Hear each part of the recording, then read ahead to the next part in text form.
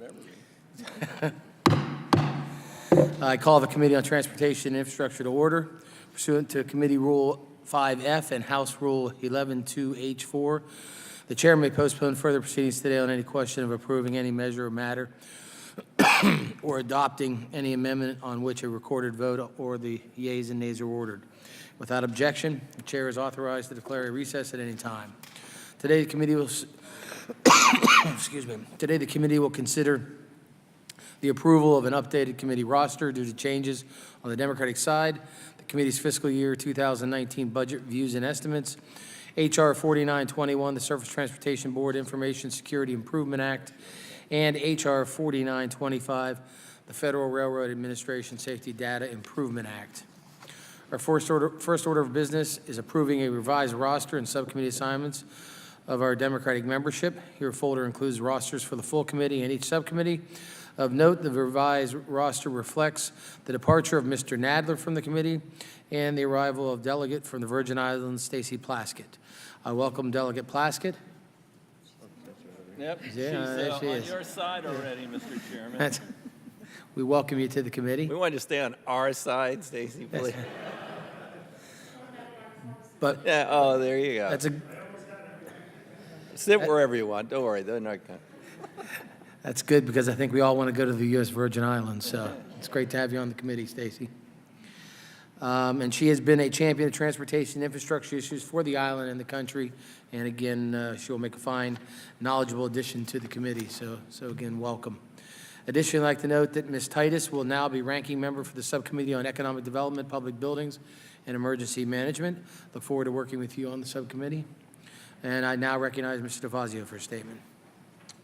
Well, thanks, Mr. Chairman. Stole my thunder there, but I do want to welcome Stacy Plaskett to the committee, the delegate to the U.S. Virgin Islands. Obviously, she knows the immediate need for emergency management, reconstruction after disasters, and there's still very much a work in progress. Also understands the need to build resilience into our new systems so when another storm inevitably happens, we're not as devastated by it. So I welcome her expertise. You know, we have long neglected, in my opinion, the territories altogether, and I'm pleased to have a voice for them on this committee. And Dina Titus is going to do a great job as the ranking member on economic development, public buildings, and emergency management. Been on the committee for a while and a strong voice for infrastructure, has represented the Las Vegas area well, particularly in terms for their need for a new interstate. You know, I expect her to be a strong voice and strong advocate on the committee. With that, I yield back the balance of my time. Mr. DeFazio, and now ask unanimous consent that the assignment set forth in the rosters be approved. Without objection, so ordered. Again, welcome Delegate Plaskett, and congratulations, Congresswoman Titus. We look forward to working with both of you. We will now begin consideration of fiscal year 2019 budget views and estimates of the committee. A copy of the document is in your packet before each member. I call up the views and estimates and ask unanimous consent that they be considered read and open to amendment at any point. Without objections, so ordered. Under current law and House rules, standing committees are required to submit their views and estimates to the Committee on the Budget, identifying legislative priorities for that committee. Priorities of the Committee on Transportation and Infrastructure include reauthorizing the air transportation programs, the Federal Emergency Management Agency, the U.S. Coast Guard, and the Federal Maritime Commission. Committee priorities also include infrastructure package, reforming the General Services Administration, and advancing a Water Resources and Development Act. Specifically, we highlight the need for the targeted investment in infrastructure to ensure safe and efficient movement of people and goods and to increase economic growth. A strong infrastructure means a strong America, an America that competes globally, supports local and regional economic development, and creates jobs. I now recognize Mr. DeFazio for a statement. Thank you, Mr. Chairman. You know, we certainly share a common belief in the benefits of building a 21st, rebuilding our 20th century infrastructure and building out a 21st century infrastructure of the United States in terms of both our prosperity, job creation here, and our competitiveness in the world economy.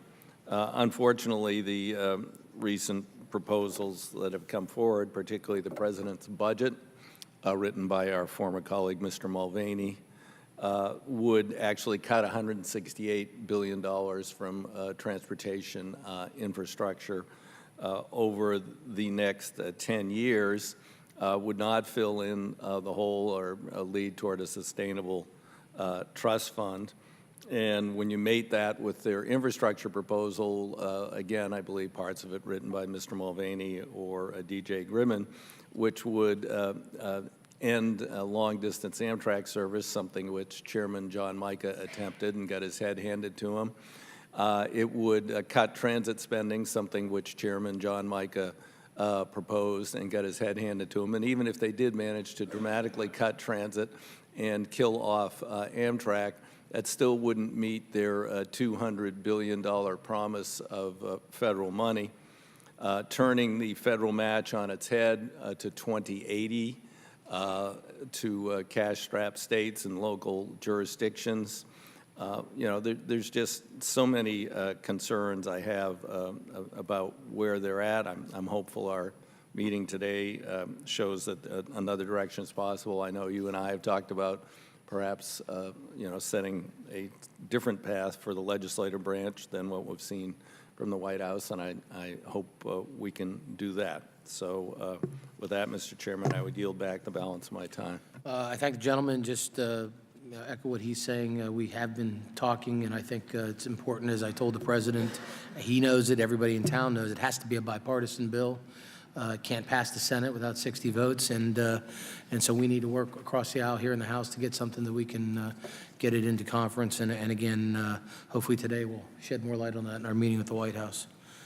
Do any members wish to be recognized? Seeing none, are there any amendments to the 2019 budget views and estimates? Seeing none, if there is none, the question is now on adoption of the fiscal year 2019 budget views and estimates of the Committee on Transportation and Infrastructure. All those in favor signify by saying aye. Aye. All those opposed signify by saying nay. The ayes have it, and our views and estimates are adopted. Our next item for consideration is H.R. 4921, the STB Information Security Improvement Act. I ask unanimous consent to call up H.R. 4921, and that it be considered as read and open amendment at any point. Without objection, so ordered. H.R. 4921, the STB Information Security Improvement Act, will ensure the STB makes critical improvements to its information security system and protect the system and its information from attacks. The bill will also keep Congress advised of the STB's progress annually and keep us informed of any issues that they face during implementation. Excuse me. This is a simple, straightforward bill, and I urge my colleagues to support. I now recognize Subcommittee Vice Chairman Fazio to explain the bill. Thank you, Mr. Chairman, and thank you to our colleague, Mr. Mitchell, for introducing this important legislation. The STB Information Security Improvement Act requires the Surface Transportation Board to develop a timeline and plan to implement improvements to its information security system. We need an effective information security system, which is critical to the Surface Transportation Board. After a concerning report from the DOT Inspector General that outlined deficiencies in the STB's information security system, it is imperative that changes be made to protect its systems from external threats. When the STB separated from the DOT in December of 2015, the agency focused on implementing critical activities required to separate its IT system from that of the Department of Transportation. However, it did not issue policies needed to create a cybersecurity program until May of 2017 and still lacks a strong cybersecurity system. The DOT IG made a series of recommendations to serve as a roadmap to the STB to develop an effective information security program, and this bill requires the STB to create a timeline and plan to implement such recommendations. The legislation will ensure that the STB addresses these recommendations so the agency can reduce the risk of an attack and the compromising of information stored in its systems. Regulated entities and the public at large should be able to trust the security of information submitted to agencies like the Surface Transportation Board. This bill will help do so by keeping the STB's transportation information systems safe. With that, Mr. Chairman, I yield back. Thank the gentleman. Now I recognize Mr. Fazio for a statement. I support this innocuous legislation. I thank the gentleman. Mr. Capuano is not here, so I don't recognize Mr. Capuano. I recognize the sponsor, Mr. Mitchell, for a statement. Thank you, Mr. Chairman, and I thank the ranking member for his unwavering support. I'm here to speak in support of my bill, a bipartisan bill with Mr. Gottheimer on the STB Information Security Improvement Act. It's extremely important that all government data systems are safe and secure. Unsecured data systems jeopardize both personal information and proprietary information of companies and constituents. Whenever a problem exists, we have an obligation to fix that problem and direct oversight of that. According to the October 2017 Department of Transportation IG report, the STB has a woefully inadequate information security program. According to the Inspector General, STB's current practices at the STB are not effective and are at what they call the ad hoc maturity level. This is the lowest grade possible. I spent 35 years in private business, and I frankly have never seen anything quite this bad. The findings from the IG are dramatic. From the report, STB's identified controls, that is risk management, weakness remediation, and security authorization, were woefully inadequate. The STB did not have a risk management program, and its process to reauthorize systems was inadequate. Further, the report goes on, the configuration management, user identity management, security training were also woefully inadequate. Policies and procedures did not cover software patch installation or parts of user identity management. Only 66% of STB employees completed 2017 security awareness training. Only 66%. From the report, STB did not have a policy to detect controls to identify cybersecurity incidents in an information security continuous monitoring program and lacked any monitoring strategy whatsoever. STB's respond controls, that is incident handling and reporting, were also inadequate. No shock. The policy did not cover incident response and analysis. STB had not collaborated with DHS on any incidents.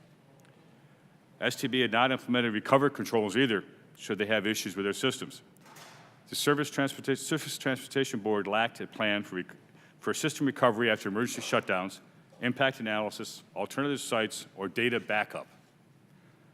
The STB's information security program is in obvious and dire need of effective and long-term improvements.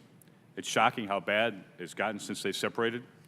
Companies and individuals from across the nation interact and report to STB. They need to be assured that proprietary and personal information are not at risk.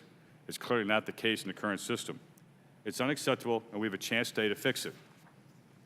The Information Security Improvement Act is a simple, straightforward, and apparently innocuous bill that solves this serious problem. My bill directs the STB to implement an improvement plan for its information security system pursuant to the IG report. It ensures that stakeholders, employees, proprietary and personal information is secured. The STB must develop a plan and timeline to implement the IG's recommendations and must submit that plan to Congress within 180 days after enactment. To make sure the Surface Transportation Board is doing their job, H.R. 4922 requires the STB to update Congress on its implementation progress annually. The need for improvement is obvious. The IG has documented the need for improvement. I urge my colleagues to support the bill, and I yield back. Thank you, Mr. Chairman. I thank the gentleman. Do any other members wish to be recognized? We will now consider the bill for amendment. Mr. Mitchell has an amendment at the desk. Thank you, Mr. Chairman. I have an amendment at the desk. I ask unanimous consent the amendment be considered read. Is there an amendment at the desk? Yes. And without objection, so ordered. The clerk will designate the amendment. Amendment number 31 offered by Mr. Mitchell. Mr. Mitchell is recognized to speak on his amendment. This amendment makes some technical corrections to the original text of the bill. Additionally, it adds in a recommendation from the Inspector General's report that was mistakenly omitted to ensure the STB implements detect controls, including continuous monitoring of their system. I urge its adoption, and I yield back. I thank the gentleman. Are there amendments to the amendment? If not, the question is on the amendment. All those in favor signify by saying aye. Aye. All those opposed signify by saying nay. The ayes have it, and the amendment is agreed to. Are there any other amendments? If none, did I miss something?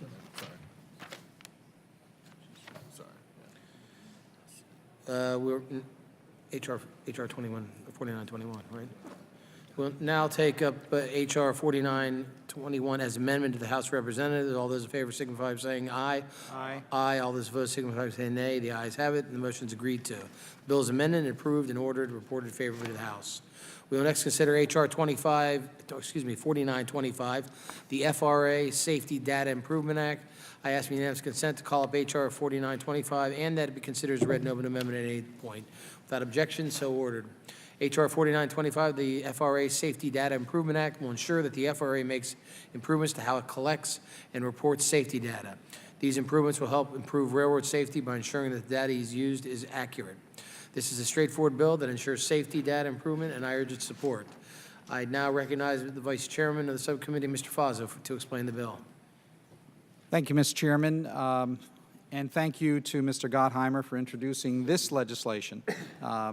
The FRA Safety Data Improvement Act requires the Federal Railroad Administration to develop a timeline and plan to implement improvements to its safety data collection and reporting system.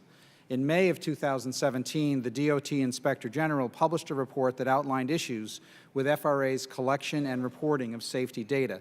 The DOT IG's report made a series of recommendations to help the FRA improve its safety data reporting and collection process, outlining 7 main areas of concern. The recommendations contained in the report include clarification of reporting guidance, improvement of FRA's oversight of non-Class 1 railroads, more mandatory reporting, and formalization of the Part 225 audit process. This bill will ensure that the continued safe and efficient transportation of people and goods by rail. To ensure accountability, the bill requires the FRA to annually update Congress on its implementation of these recommendations. Rail safety is critical to our nation, as we all have recently been reminded, and safety regulations can be better improved by ensuring the quality of safety data collection and reporting. The bill is aimed at ensuring accuracy and quality of safety data collected and reported by the FRA. I again want to thank the Chairman, the Ranking Member, Mr. Gottheimer, and Mr. Mitchell, who has also co-sponsored this legislation, for their work on behalf of this. I yield back the remainder of my time, Mr. Chairman. I thank the gentleman. I now recognize Ms. Titus for a statement. Thank you, Mr. Chairman, and thank the sponsors of the bill. I agree preventing rail accidents and protecting the lives of passengers and employees depends on the Federal Railroad Administration's ability to effectively track, identify, and mitigate safety risk. Railroads are required to report detailed information on accidents and incidents, and in turn, the FRA is required to conduct audits of the railroads to verify compliance with safety reporting. However, last year, the U.S. Department of Transportation's Office of Inspector General reported that the FRA lacks the standard audit procedures and routine training for such inspection audits. This legislation addresses those gaps by requiring the FRA to implement the IG's recommendation, ultimately improving the FRA's accuracy and collection of railroad safety data, helping passengers and employees on railroads. I urge my colleagues to join in support of this legislation. I thank the gentlelady. Do any other members wish to be recognized? Mr. Mitchell is recognized. Thank you, Mr. Chair. I was happy to join Mr. Gottheimer in supporting this and sponsoring this legislation. Recent rail incidents we've had over the last several weeks heightened the concern that the American public has for the safety of our rail systems. Anything that leaves that at risk, that fails to adequately audit and oversee that safety, should be addressed, and I think this bill does that well. I urge my colleagues to support this bill, to report to the House, and I'll certainly urge the full House to pass this as soon as possible to improve security and safety in our rail system. Thank you, Mr. Chair. Thank the gentleman. Any other members wish to be heard? Seeing none, we will now consider the bill for amendment.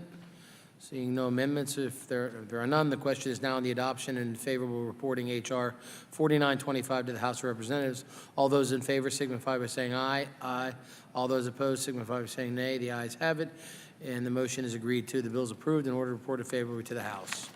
I ask unanimous consent that each bill ordered reported today will be reported as a single amendment in the nature of a substitute, incorporating any amendments adopted without objection. So ordered.